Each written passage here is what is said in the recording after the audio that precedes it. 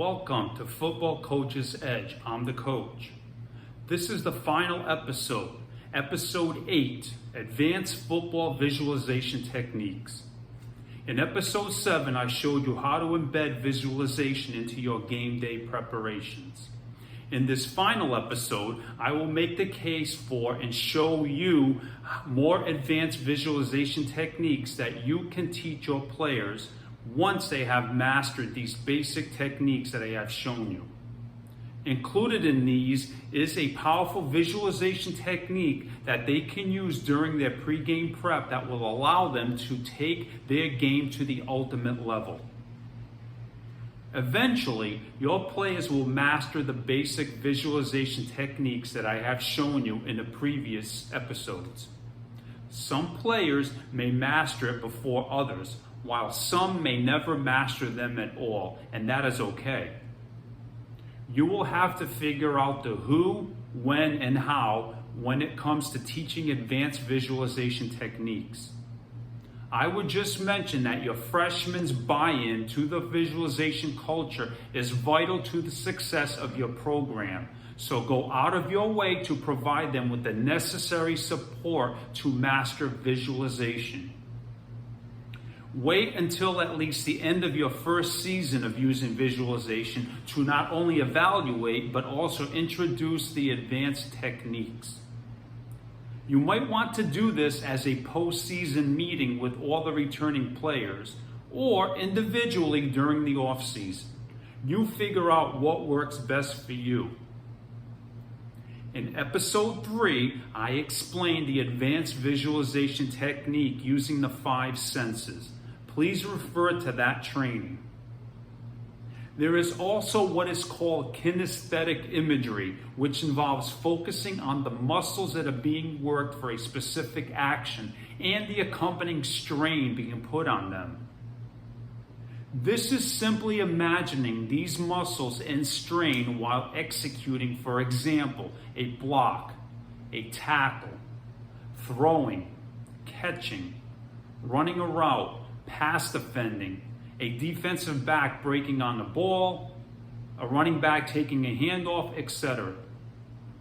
Once players master the skill of movement, they can then advance to adding kinesthetic imagery that comes with the movement.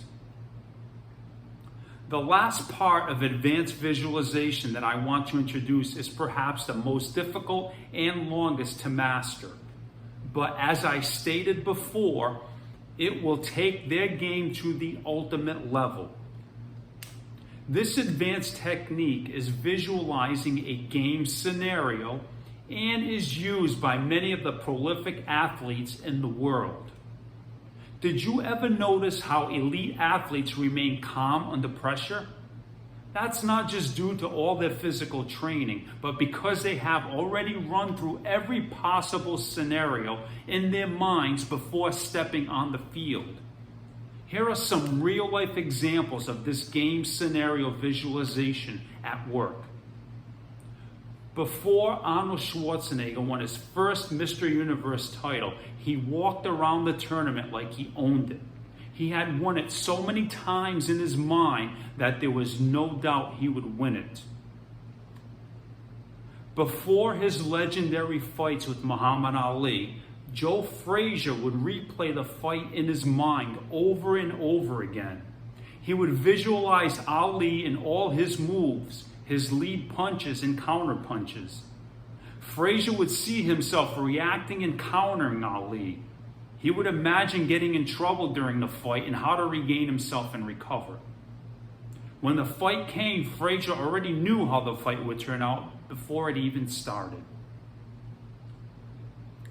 The Hall of Fame pitcher Nolan Ryan said, quote, "The night before a game, I lie down, close my eyes, relax my body, and prepare myself for the game.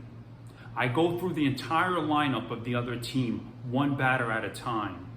I visualize exactly how I am going to pitch each hitter, and I see and feel myself throwing exactly the pitches that I want to throw."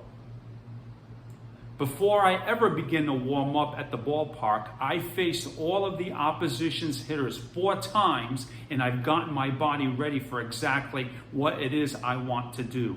End quote. Michael Phelps trained by not only seeing the perfect race in his mind, but would also imagine going through disaster scenarios where things did not go well, such as his goggles breaking or his suit ripping. He would regularly visualize a variety of adversity scenarios so that he already had a plan in his head for any contingency that might happen during a race. This is an important lesson because the most successful athletes worked out good adaptation and coping skills for staying in control during problems.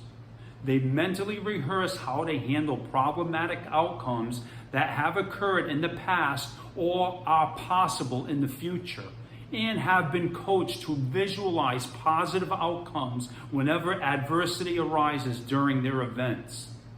In this case, Phelps mentally rehearsed all the possible calamities that might happen to him during the race, and through visualization practice worked to create a neural pathway that would automatically handle them should they occur. Quarterback Drew Brees told the story of his feelings prior to the Patriots game against the San Diego Chargers in 1996. He saw the game in his mind before it happened. He knew what he would play one of his best games ever, and that the Patriots would roll over the Chargers. As he played in the absence of fear, he felt that supreme confidence and knew that he would perform extremely well.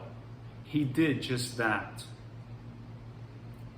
These examples show you how visualizing a game scenario can be a powerful tool for ultimate performance.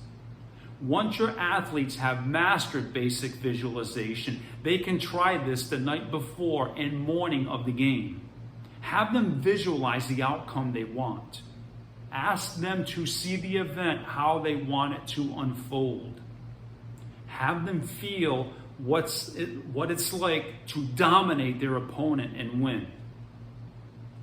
This concludes episode 8, Advanced Football Visualization Techniques.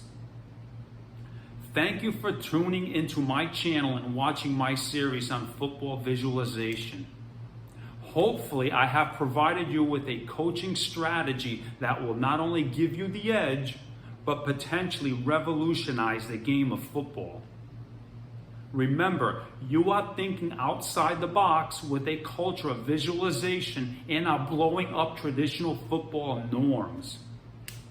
This will cause others to mock you and your efforts, but don't be discouraged. In the movie Moneyball, the Red Sox owner tells Billy Beane that, quote, "the first guy through the wall always gets bloodied."